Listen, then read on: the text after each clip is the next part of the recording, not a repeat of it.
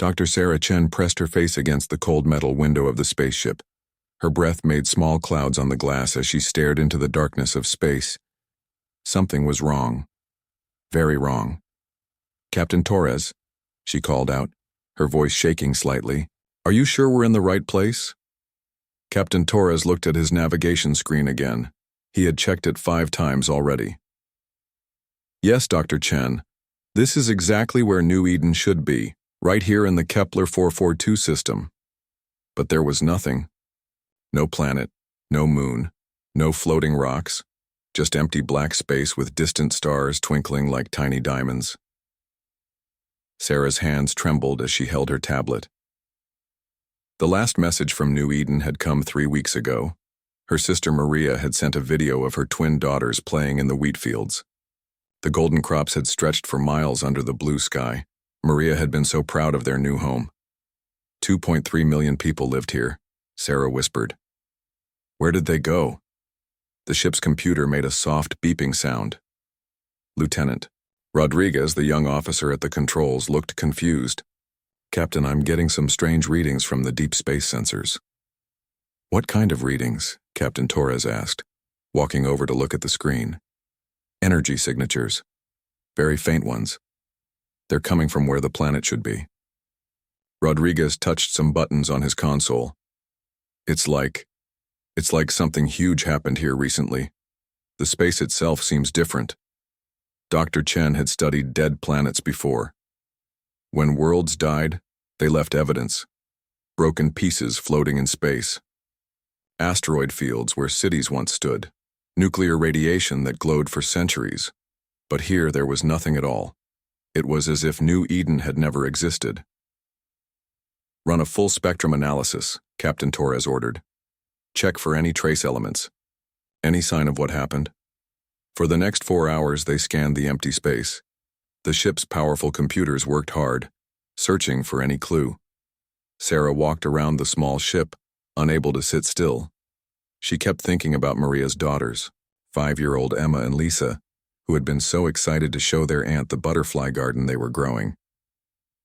The communications officer, Sergeant Kim, suddenly sat up straight.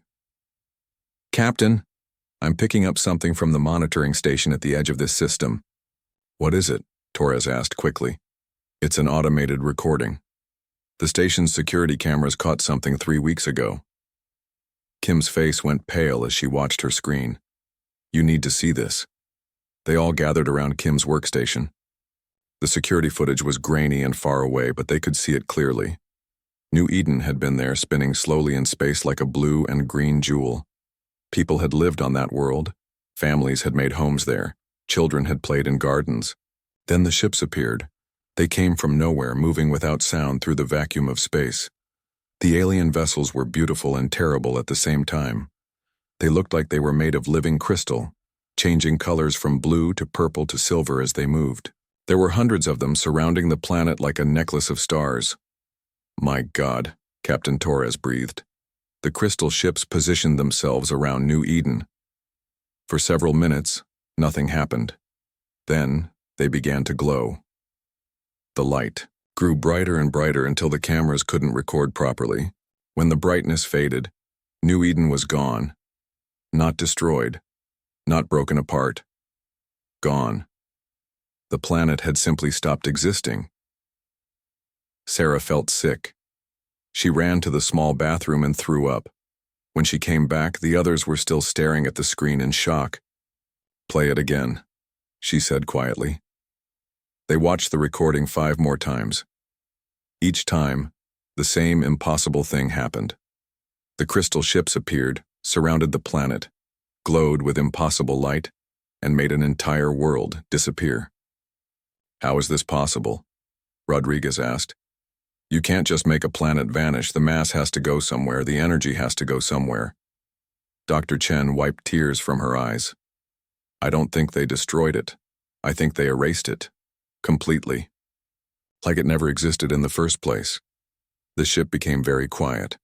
Outside the windows, the empty space where millions of humans had lived and loved and dreamed seemed to mock them with its silence.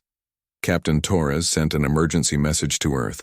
It would take weeks for the signal to reach home, but he had to tell someone. The message was simple but terrible. New Eden colony completely gone. No survivors, no debris. Evidence of alien attack. Unknown technology. Request immediate assistance. As they prepared to leave the dead system, Sarah stood at the window one last time. She thought about Maria's last message. Her sister had been making plans for the girl's 6th birthday party.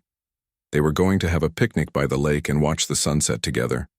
Now there was no lake, no sunset, no Maria, no Emma and Lisa. Whoever did this, Sarah said quietly, they didn't just kill our people. They tried to erase them from history itself. Captain Torres put a hand on her shoulder. But they failed. We remember. Earth will remember, and Earth will respond. The journey back to human space took 3 months. During that time, the story of New Eden spread through every human colony. The news traveled faster than their ship, carried by quantum communication relays from system to system. By the time they reached Earth, something had changed in the human colonies. Sarah could hear it in the voices on the radio. She could see it in the faces of the people who met them at the space station. Humanity was angry. Not just angry.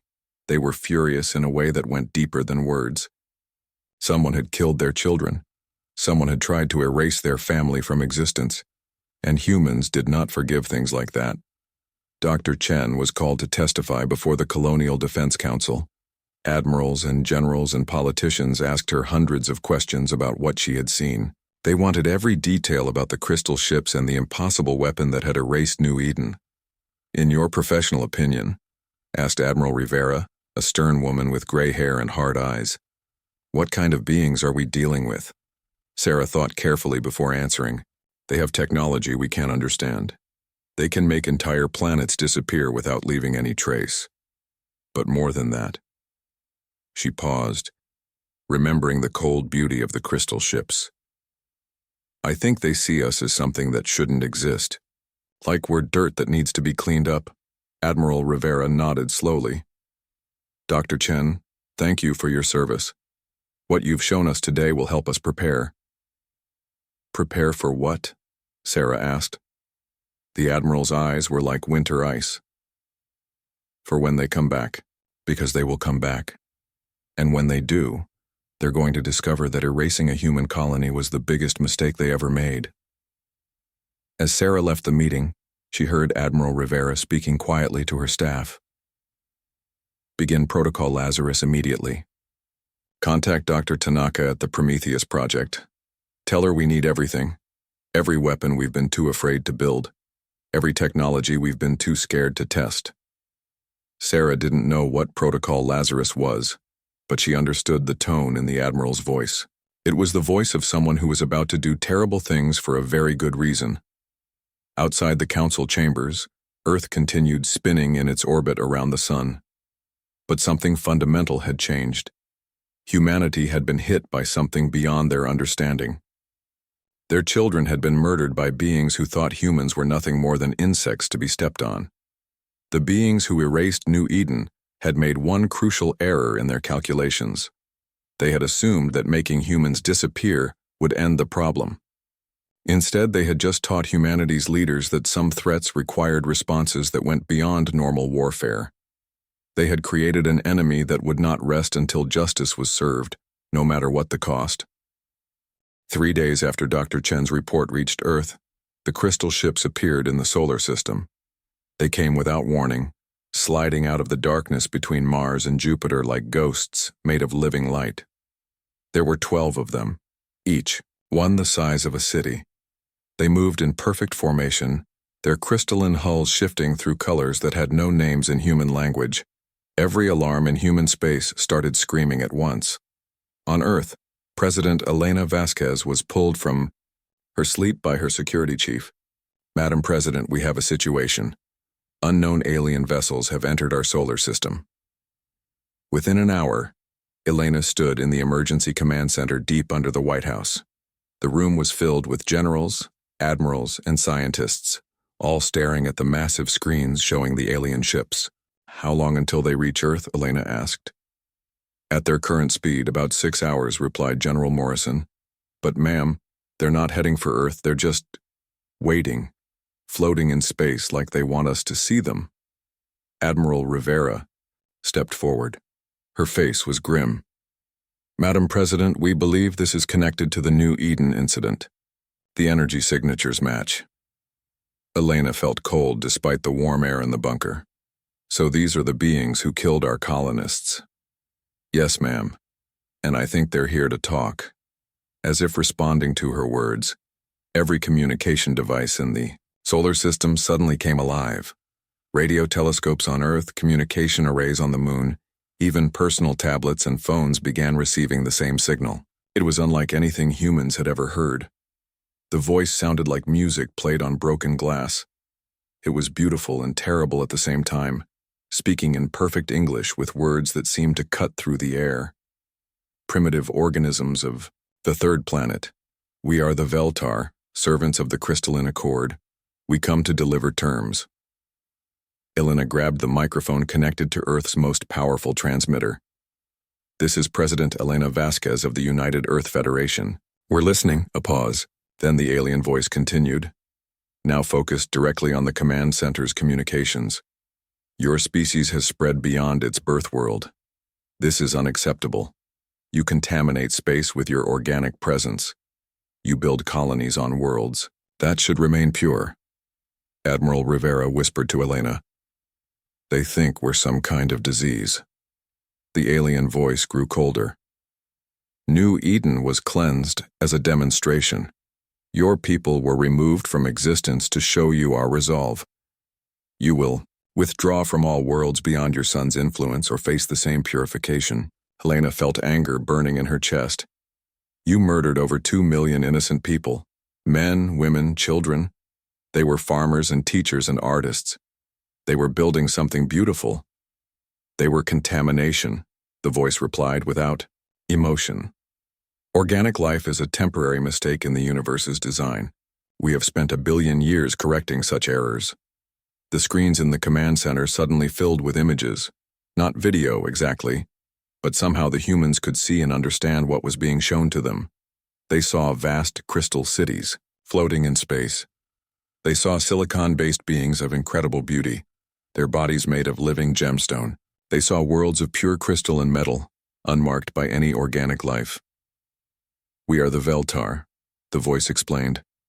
We are part of the crystalline accord, an alliance of perfect beings who have inherited the universe. For 1 billion years, we have guided evolution toward its proper path.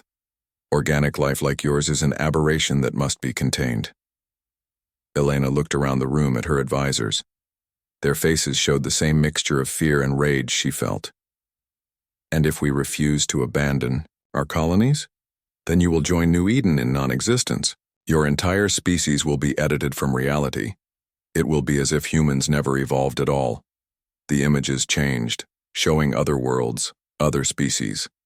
Elena saw cities full of strange alien beings, then watched as crystal ships arrived and erased them completely. World after world, species after species, all made to never have existed. You have one of your solar weeks to begin evacuation, the voice continued. We will return to verify your compliance. Resistance will result in total purification. Elena stepped closer to the microphone. Her voice was quiet but carried a strength that surprised even her. No. Explain. No, we will not abandon our colonies. No, we will not bow to beings who murder children and call it purification. And no, you will not find humanity as easy to erase as you think. A sound came through the speakers that might have been alien laughter. Your defiance is noted. It will make no difference. We have ended species far older and more advanced than yours.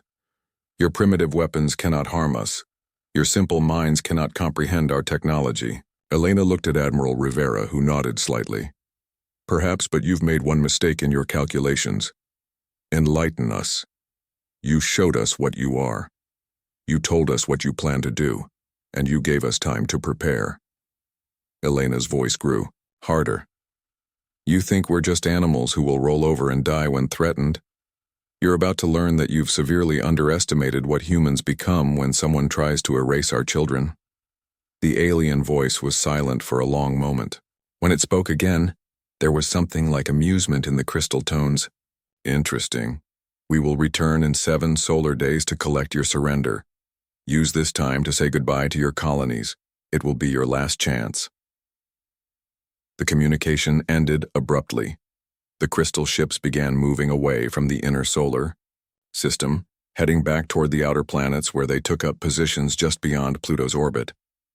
The command center erupted in voices. Everyone was talking at once, asking questions, making suggestions, arguing about what to do next.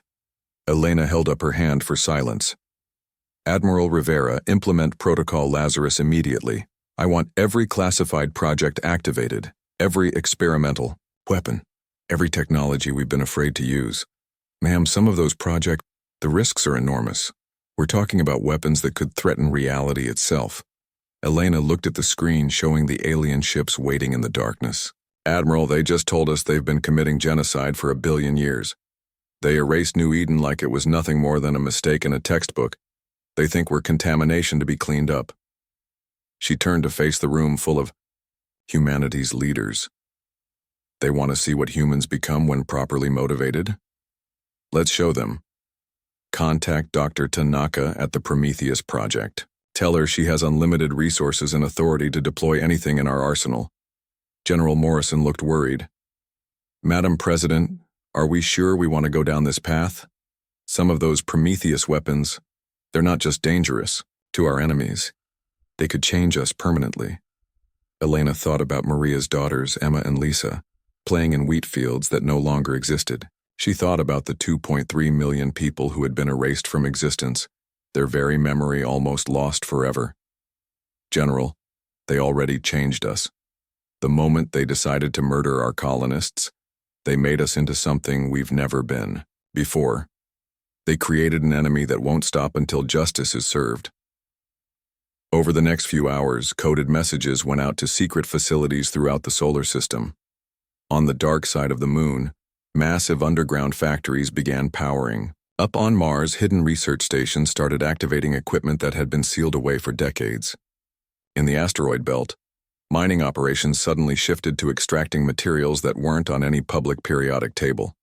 Dr. Yuki Tanaka, director of the Prometheus Project, received her authorization at 3 a.m. local time.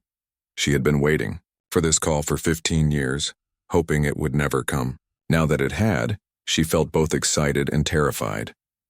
The Prometheus Project contained humanity's most dangerous technologies, weapons based on theoretical physics that most scientists said were impossible, devices that could manipulate the fundamental forces of reality itself, tools that had been locked away because using them might change the nature of human civilization forever.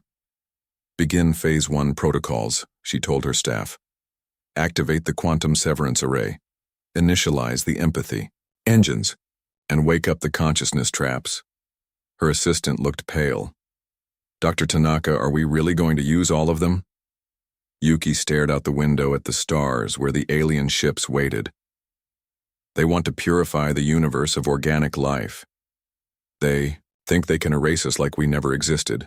It's time they learned that love, when sufficiently threatened, can become more terrible than any weapon they can imagine. The countdown had begun. In 7 days, the Veltar would return, expecting humanity's surrender. Instead, they would find something they had never encountered in their 1 billion years of genocide. They would find a species that refused to quietly disappear. A species that, when pushed to the edge of extinction, didn't break or surrender. Instead, they became something far more dangerous than anyone had ever imagined. The week that followed became known throughout human space as the mourning period. But while humanity appeared to grieve for New Eden's lost millions, something else was happening in the shadows. In the asteroid belt, mining captain Jake Rodriguez noticed the change first.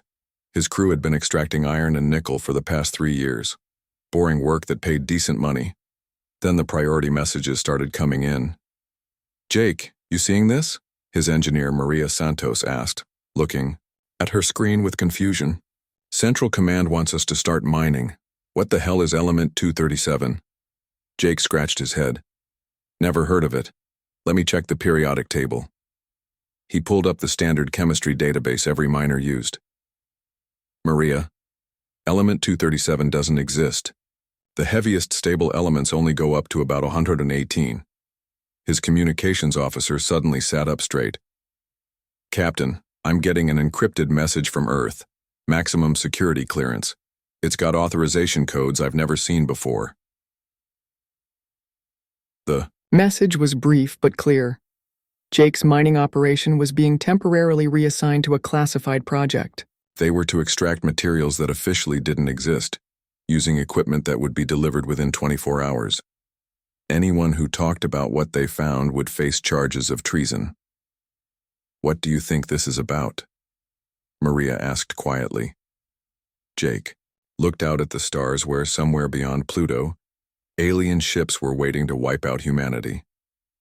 I think someone's preparing for war, and I think it's not going to be the kind of war anyone has ever fought before. Similar scenes played out across human space. On Mars, Dr. Rebecca Kim received orders to evacuate her atmospheric research station. She protested, naturally. She'd been working for 5 years to perfect the terraform processors that were slowly making Mars more Earth-like. This is ridiculous, she complained to the evacuation coordinator. I'm not leaving my work just because some aliens made threats. The coordinator, a serious young woman in a military uniform, handed Rebecca a tablet. Dr. Kim, please read this. Authorization. You'll understand why we need this facility. Rebecca's eyes grew wide as she read. Her atmospheric processors, designed to slowly change planetary air composition, were being converted into something called environmental warfare platforms. The changes being made weren't for creating breathable air. They were for creating something that would be toxic to silicon-based life forms. You're turning my research into a weapon, Rebecca whispered. Dr. Kim, they erased 2.3 million people from existence. Your processors might save every human in the solar system. Are you going to help us or not? Rebecca looked at her life's work, then thought about the children who had lived on New Eden. What do you need me to do? On Earth's moon, something even stranger was happening. Construction crews that had been building routine mining equipment suddenly found themselves working around the clock on projects that made no sense. They were building machines the size of city blocks, devices that seemed to bend space around them just by existing. Foreman Tommy Chen, no relation to Dr. Sarah Chen, stood in his hard hat and work clothes, staring at the massive device his crew was assembling. It looked like a cathedral made of mirrors and impossible angles, with components that seemed to exist in more dimensions than his eyes could process. What exactly are we building? He asked the project supervisor. Pale scientist who never seemed to sleep. Something that shouldn't be possible, the scientist replied. We're building a machine that can edit reality. It can make things that exist stop existing, or make things that never existed become real. Tommy felt dizzy. That's impossible. 3 weeks ago I would have agreed with you. Then aliens made an entire planet disappear without leaving any trace. We're building humanity's response to impossible weapons. The work continued day and night. Crews that had been building simple structures found themselves assembling devices that challenged everything they knew about physics. Some of the machines required workers to wear special suits that protected them from temporal distortion. Others generated fields that made people forget what they were looking at while they were building it. Dr. Yuki Tanaka moved through the construction sites, like a general inspecting her army. The Prometheus project had been her life's work, developing weapons and technologies that pushed the boundaries of what was possible. For 15 years, politicians and ethics committees had kept her work locked away, afraid of what humanity might become if they ever used such things. Now, with extinction staring them in the face, all restrictions had been lifted. Status report on the quantum severance array, she asked her assistant as they walked through the lunar construction site. Assembly is 60% complete. We should have it operational in 4 days. But Dr. Tanaka, the power requirements are enormous. We're having to redirect energy from half the settlements in the outer system. What about the empathy engines? Those are more complicated. The psychological components are ready, But getting them to work on silicon-based life forms required some creative modifications. We had to study the brain patterns of the crystal beings based on their transmissions to Earth. Dr. Tanaka nodded grimly. The empathy engines were perhaps the cruelest weapons in humanity's new arsenal. They forced target beings to experience every emotion that their victims had felt. For the Veltar, who had committed genocide for 1 billion years, that meant experiencing the death agonies of every species they had wiped out. And the consciousness traps. Her assistant shuddered. Dr. Tanaka, are we really going to use those? The ethical implications? They erased children, Yuki replied coldly. They tried to edit our families out of existence. Ethics became irrelevant the moment they decided we were contamination to be cleaned up. The consciousness traps were Dr. Tanaka's most horrifying creation. They captured the dying thoughts and experiences of enemy combatants, then replayed those final moments in accelerated time loops. A few seconds of real death could be stretched into subjective centuries of dying over and over again. On the outer colonies, what appeared to be evacuation preparations were actually something much more sinister. The Veltar, watching from their position beyond Pluto, noted with satisfaction that human ships were indeed moving between colonies. They assumed the organic beings were finally preparing to abandon their worlds. They were wrong. Captain Lisa Park commanded one of the transport ships moving between the outer colonies. Her cargo manifest listed civilian evacuation supplies, but the sealed containers in her hold contained something very different.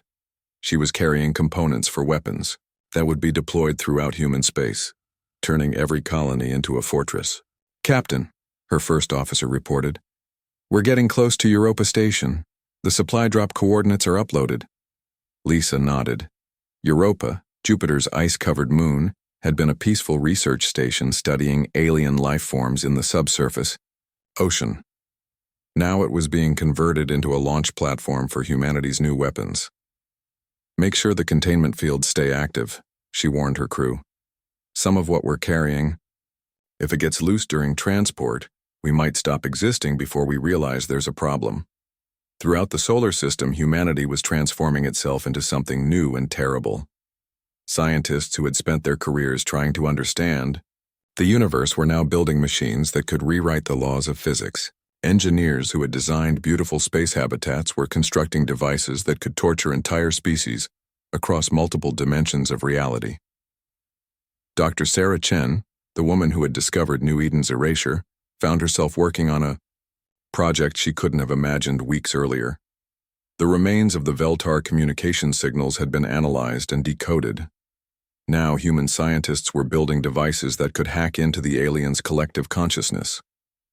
We're going to be able to speak directly into their minds, she explained to Admiral Rivera during a secure briefing. But more than that, we can make them experience things, memories, emotions, pain. Admiral Rivera studied the technical specifications. Can we make them understand what they did? Can we make them feel what it was like for our people on New Eden? Sarah's smile was cold and sharp. Admiral, we can make them experience every single death they caused. All 2.3 million victims, simultaneously, in real time. As the week progressed, the Veltar began to notice something odd about human activity. The energy signatures coming from the inner solar system were unlike anything in their databases. The organic beings seemed to be building technology that operated on principles the crystalline accord had never encountered. Architect Zenthara, the Veltar leader, studied the readings from their sensors. These energy patterns are unusual. The humans appear to be manipulating quantum mechanics in ways that should not be possible. Perhaps they are attempting to build crude weapons, suggested another Veltar. Many species try to fight back. When faced with purification, they always fail. Perhaps. But these readings suggest they are attempting to alter the fundamental nature of space-time itself. Such technology should be beyond organic beings. Zenthara dismissed the concern. In 1 billion years of genocide, the crystalline accord had faced every possible resistance. No organic species had ever developed technology that could threaten them. These humans might be slightly more creative than usual, but the result would The Veltar returned exactly when they said they would. Their massive fleet emerged from the darkness beyond Pluto like a constellation of living crystal, thousands of ships that dwarfed anything humanity had ever built. They moved in perfect formation toward the inner solar system, confident in their billion years of experience with genocide. Architect Zenthara stood in the command chamber of the lead ship, its crystalline body pulsing with satisfied light. Around it, other Veltar prepared for what they assumed would be a simple cleanup operation. The humans had shown no signs of evacuation. That meant total purification would be necessary. Scan for human defensive positions, Zenthara commanded. Detecting. Minimal military presence, reported another Veltar. A few primitive vessels near their fourth planet. Some defensive platforms around their moon. Nothing that poses a threat to our fleet. Zenthara allowed itself a moment of amusement. These organics never learn. They see our power. They witness our technology, yet they always believe their crude weapons can save them. But as the Veltar fleet approached Mars, something unexpected happened. The human ships didn't attack. They didn't even move. They just sat there, broadcasting a single message on all frequencies. This is Admiral Rivera of the United Human Defense Force. You murdered our children. You tried to erase our families from existence. Now you will learn what humanity becomes when sufficiently motivated. Zenthara felt a flicker of curiosity. The organics' tone was different from the fear they usually heard from species facing purification. There was something cold and certain in the human's voice that almost sounded like confidence. Begin purification of the fourth planet, Zenthara ordered. Show them the futility of resistance. The Veltar ships moved toward Mars, their reality erasure weapons beginning to charge. The process that had wiped New Eden from existence would now claim the red planet where millions of humans had built their second home. Then Admiral Rivera spoke again, and her words sent a chill through every Veltar consciousness. Activate the quantum severance array. Space around Mars suddenly changed. Reality itself seemed to twist and fold as massive devices hidden on the planet's surface came online. The Veltar ships closest to Mars found themselves caught in fields of energy that operated on principles no organic species should have been able to understand. The first Veltar ship simply stopped existing. Not destroyed. Existence itself forgot that it had ever been there. The crew members had memories of serving on a vessel that reality no longer acknowledged. They floated in space, confused and terrified, trying to remember what they had been doing moments before. Impossible, Zenthara whispered. They're using quantum severance technology, but that requires understanding of mathematics that should be beyond organic minds. A second ship vanished, then a third. The quantum severance array wasn't just destroying the Veltar vessels, it was editing them out of the timeline entirely. The ships hadn't been destroyed. From the universe's perspective, they had never existed at all. Fall back, Zenthara commanded. Regroup at safe distance. But as the Veltar fleet tried to retreat, Admiral Rivera's voice came again. Activate the empathy engines. Throughout human space, devices that looked like crystalline flowers began to bloom with deadly light. Dr. Tanaka had spent years studying the nature of consciousness itself, and she had built weapons that could reach across space to touch the minds of any thinking being. The empathy engines locked onto the Veltar collective consciousness and began their work. Suddenly, every alien in the fleet started to experience something they had never felt before. The death agonies of their victims. Architect Zenthara screamed as its mind was flooded with 2.3 million dying thoughts. It felt the terror of human children as their world began to dissolve around them. It experienced the desperation of parents trying to protect families that were being erased from existence. It lived through every moment of fear and pain that the people of New Eden had suffered, but that was just the beginning.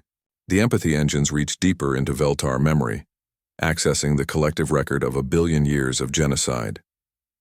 Zenthara found itself experiencing the death of every species the crystalline accord had ever purified. Trillions of beings, all dying at once inside its consciousness. Other Veltar ships began to break formation as their crews were overwhelmed by the psychological assault. Some aliens tried to shut down their higher brain functions to escape the flood of alien emotions. Others simply went insane, their crystal bodies cracking under the pressure of experiences no silicon-based mind was designed to process. Counterattack. Xanthara managed to command through the psychic storm in its mind. Use the reality erasers on their home world. Several Veltar ships turned toward Earth, their most powerful weapons charging for a strike that would wipe humanity from existence. But as they prepared to fire, Admiral Rivera spoke one last time. Activate the consciousness traps. The third weapon in humanity's arsenal was Dr. Tanaka's masterpiece of cruelty. Hidden throughout the solar system were quantum computers that could capture the mental patterns of dying beings and replay their final moments in accelerated time loops. As the Veltar weapons fired toward Earth, the consciousness traps activated. But instead of waiting for the aliens to die naturally, the devices reached out and began trapping the living minds of the entire enemy fleet. Xanthara found itself caught in a temporal loop where it died over and over again, experiencing its final moments at a rate of thousands of deaths per second. But the weapon was even more sophisticated than that. Each death was slightly different, forcing the alien to experience every possible way its consciousness could be destroyed. The other Veltar suffered the same fate. Thousands of ships filled with beings who were simultaneously alive and dying in infinite loops of accelerated time. Their screams echoed across every communication frequency as they experienced subjective centuries of death in just a few seconds of real time. Dr. Sarah Chen watched from the command center on Luna, her face hard with satisfaction. Are they receiving our message clearly? Yes, ma'am, reported the communications officer. We're broadcasting directly into their collective consciousness. They can hear every word. Sarah activated the transmitter. Architect Xanthara, you wanted to know what humans are? We're the species that builds weapons out of love. The deeper you threaten what we care about, the more terrible we become. Through the psychic torture of the consciousness traps, Xanthara could barely form a coherent thought. Stop. Please.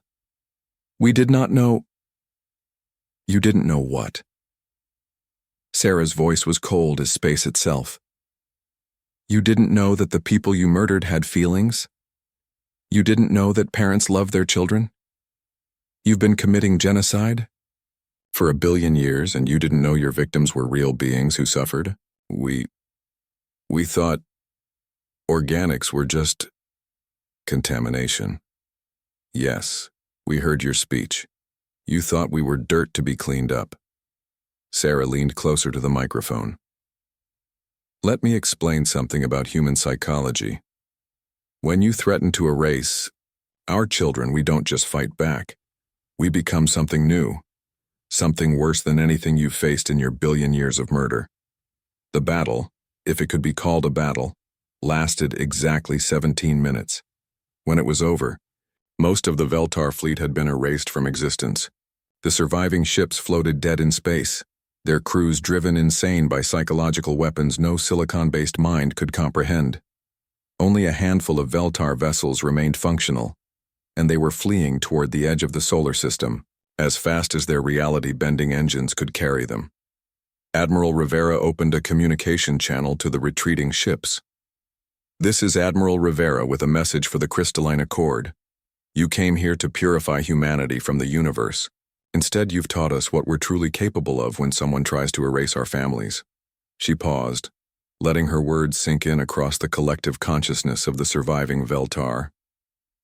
Go back to your alliance. Tell them about the weapons you've seen here. Tell them about the species that builds torture devices out of quantum mechanics and love. Tell them that there's a corner of the galaxy where organic life fights back with tools that can edit reality itself. The communication ended, and the surviving Veltar ships disappeared into faster-than-light travel, carrying their terror back to the Crystalline Accord. Dr. Tanaka stood in the ruins of her weapons facility, looking at the readings from the battle. The quantum severance array had worked perfectly, erasing enemy ships from the timeline without damaging nearby space. The empathy engines had driven an entire alien fleet insane by forcing them to experience empathy for their victims. The consciousness. Traps had trapped thousands of beings in loops of eternal dying. Are we still human? her assistant asked quietly. Dr. Tanaka looked out at Earth, spinning peacefully in the distance, where children were playing in parks and lovers were watching sunsets, completely unaware of the cosmic horror that had just been unleashed in their defense. "I don't know," she admitted, "but our children are safe, and sometimes that's more important than staying the same species you used to be." The universe had learned something new.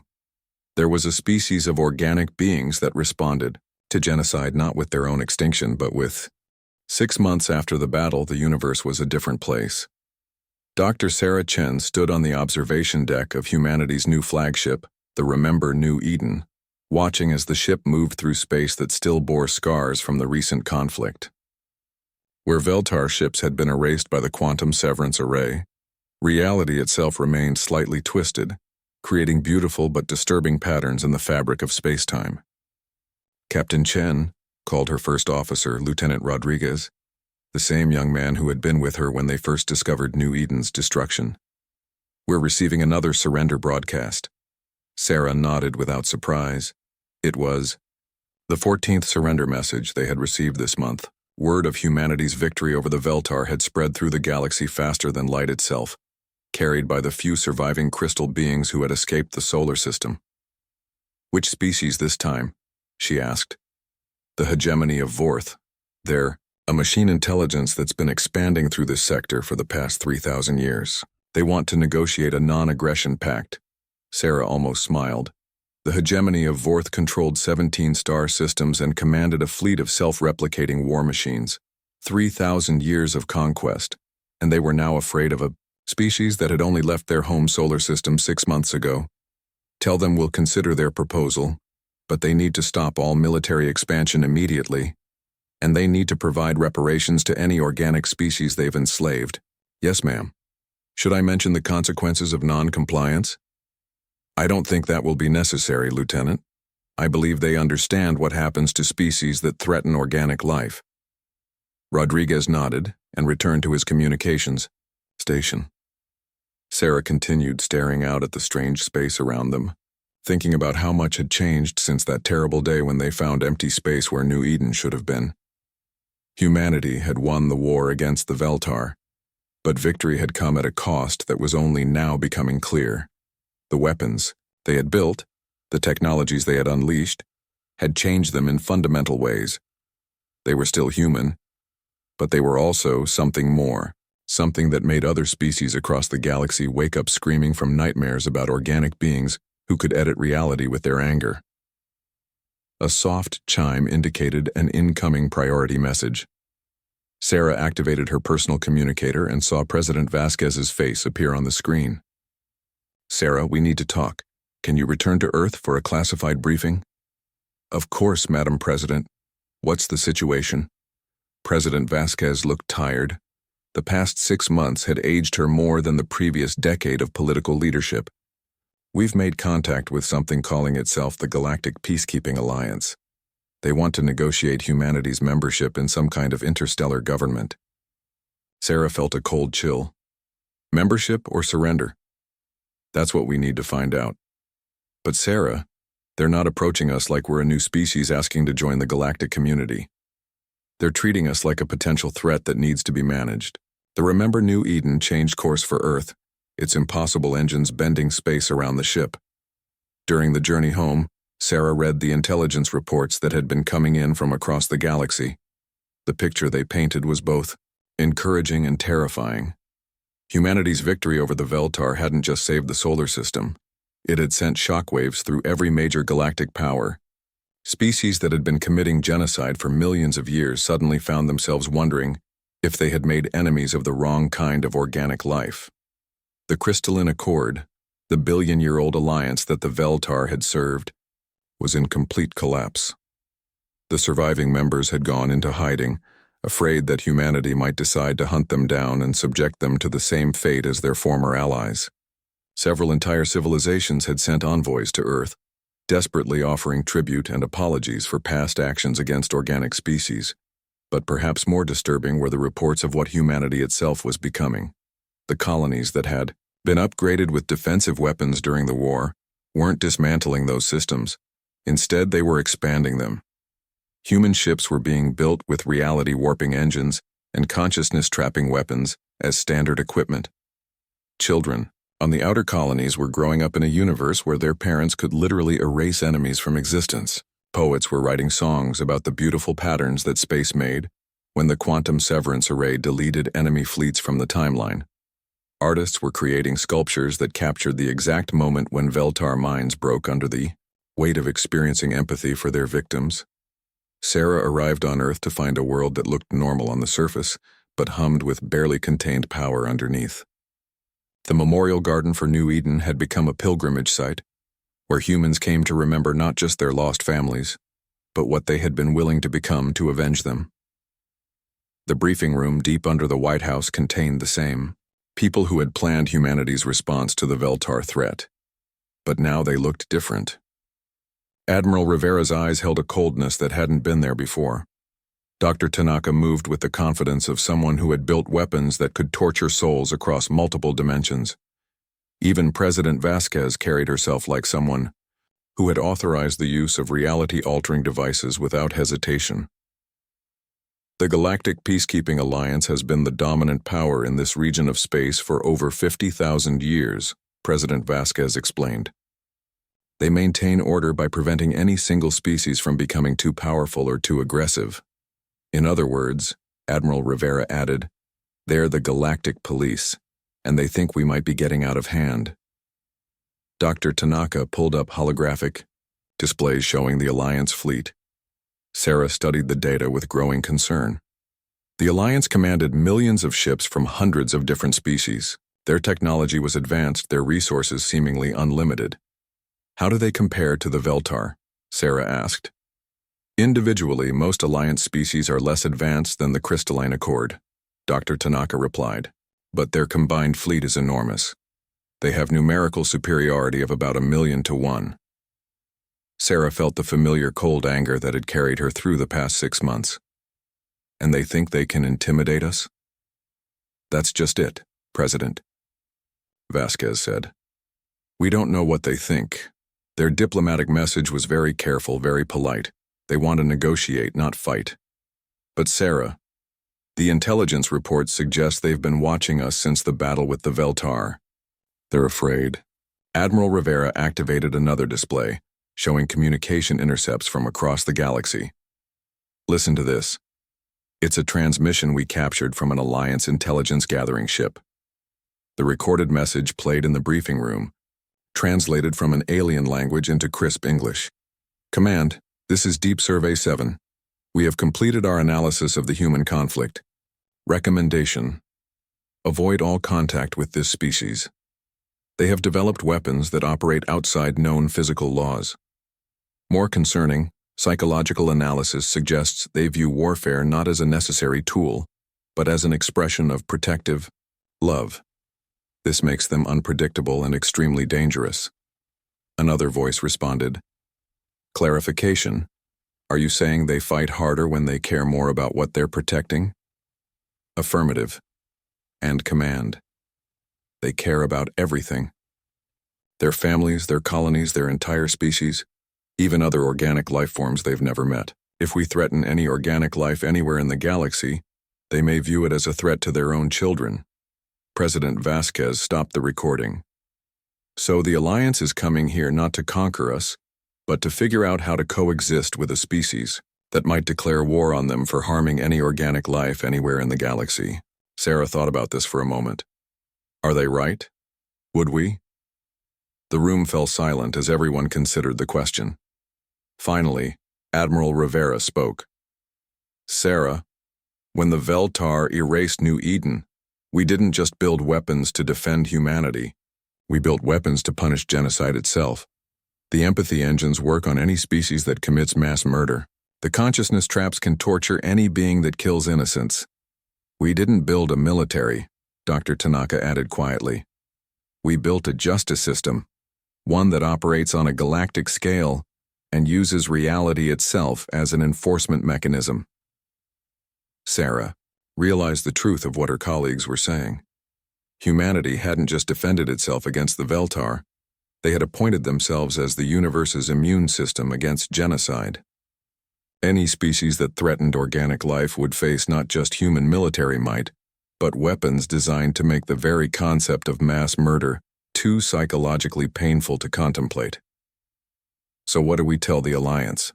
President Vasquez asked. Sarah looked around the room at the people who had helped transform humanity into something the galaxy had never seen before. They had started as scientists, soldiers, and politicians trying to save their species. Now they were the guardians of organic life throughout the universe, whether they had intended to become that or not. "We tell them the truth," Sarah said. "We're not interested in conquest or expansion for its own sake. We just want to make sure that what happened to New Eden never happens to anyone else, anywhere in the galaxy."